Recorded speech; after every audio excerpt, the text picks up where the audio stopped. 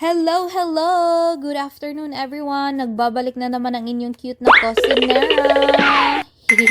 For today's video or hapunan ay magluluto ako ng pesto pasta. Easy to cook lang ito guys, no? So, marinate muna ako ng aking chicken. So, naglagay na ako ng asin, black pepper, itong Italian seasoning, basil, paprika, and then garlic powder. So, pwede kayo gumamit ng measuring spoon ha. Ako is tansya-tansya lang. Yun lang. And then, naglagay ako ng konting MSG. Pwede din magic sarap. Pero sa akin is MSG lang. So, ayun. Haluin natin siya ng mabuti. Lamasin natin siya ng mabuti, guys, no? So, na-marinate ko lang ito siya ng about 30 minutes. So, ayun. May konti lang kasi yung time ko. Pwede din overnight. Mas maganda yun. Pero, okay na rin itong 30 minutes. Tapos, naglagay na ako ng unsalted butter. Lulutuin lang natin ito or prituhin natin siya sa butter. Pwede din oil pag wala kayong butter. It's up to you na yan, guys. And then, haluin natin siya ng mabuti. So, binabaliktad-baliktad ko lang siya, no, para naman mag-golden brown itong ating chicken. So, ito palang nabili kong pasta.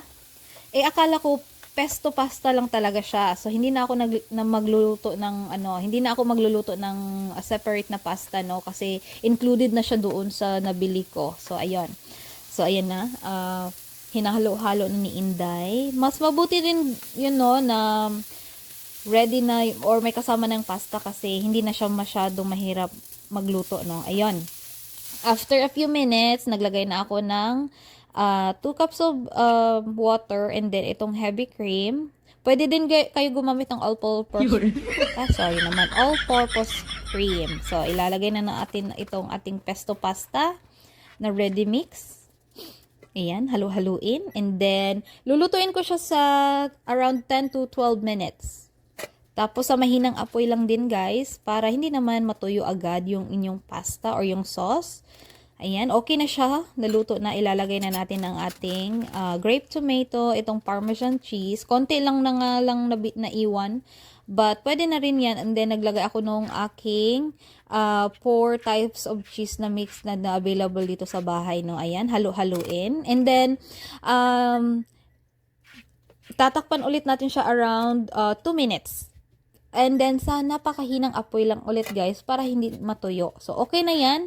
Para sa akin, okay na yan. Luto na ang ating pasta. Ready na to eat. So, ayan, nag-prepare na ako. At tinawag ko na rin ang aking asawa kasi andyan na siya. Tapos, mas masarap din ito pag may garlic bread. Pero, wala na kaming time na bumili. And then, nakalimutan na naman. Makakalimutin niya talaga itong inday nyo, itong kumare nyo. So, sorry naman.